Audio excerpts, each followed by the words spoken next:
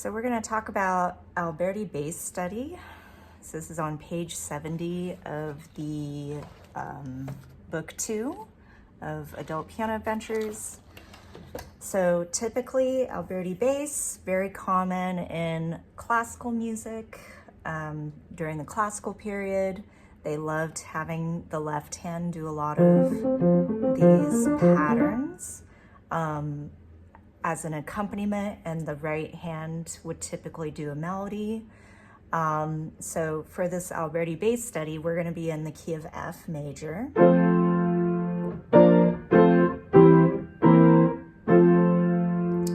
And first off, I think probably just warming up with the simple F major scale would be great before diving into the study. So here we go.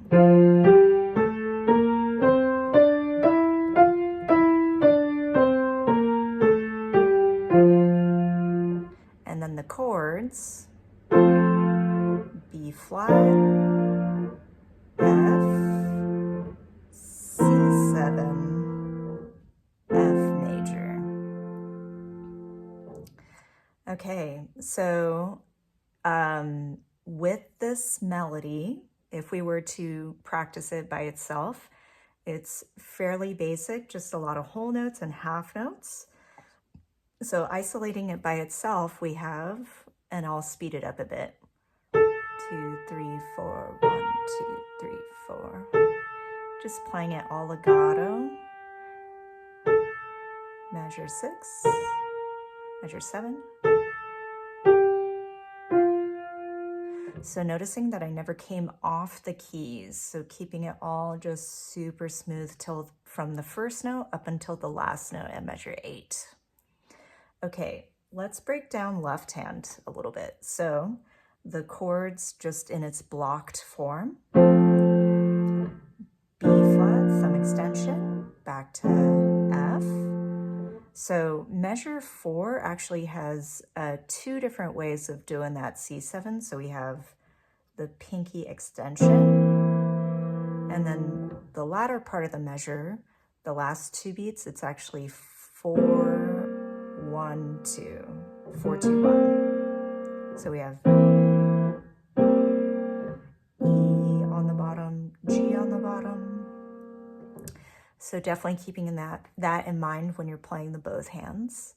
Measure 5 F chord, and you can play along with me. Measure 7, C7, and then F major.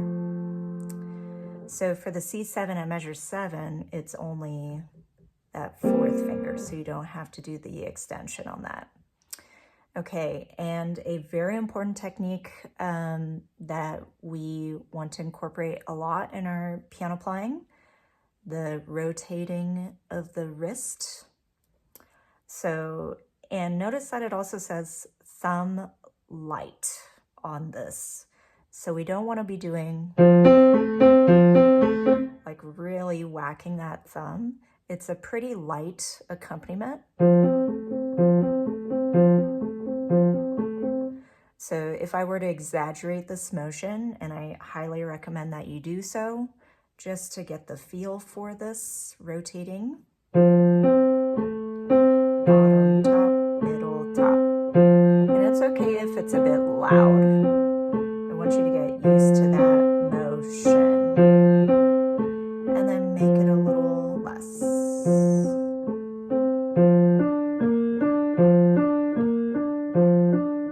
So maybe thinking of it as like a throwing of the pinky.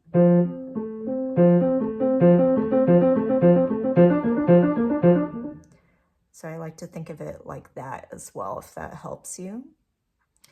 But yes, try each one of these chords and get that feel of the rocking in the wrist. You could even just do the outer notes. B flat, C7,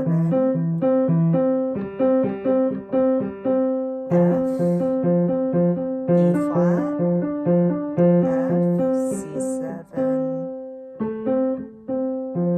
and back to F again.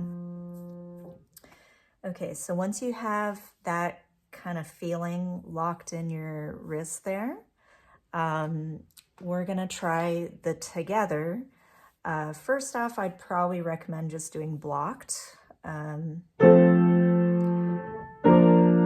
sure the right hand is super smooth. B flat, F, C7, 1 on F. And then putting it together, keeping that left hand really light.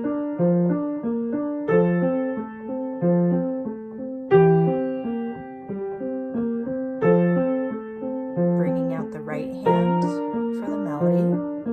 3, 2, 1. Lighter at the end, tapering off with that diminuendo.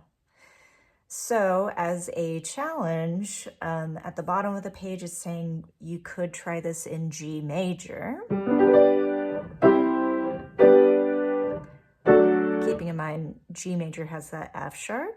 Here's our C7, or the other alternative, 4-2-1, that was seen in measure 4 and measure 7. F sharp versus A on the bottom. So I would repeat that same process that we did for F major. You could try that in G major. So just try melody by itself. So when we're transposing, 3 would be your starting note, and you're just gonna follow the intervals. 3, 2, 1, and then try the rocking.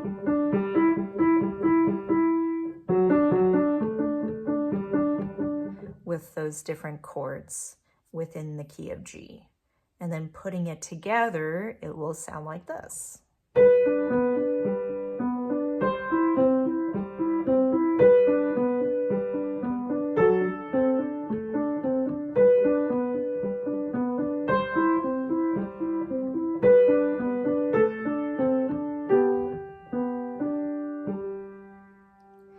And depending on how many other scales you know, you could try this in D. You could try it in A. You could try it in E. A lot of options, right? But I would stick to F and G to get started. And if you're feeling like you just want to keep going with the study, you can switch up the different keys.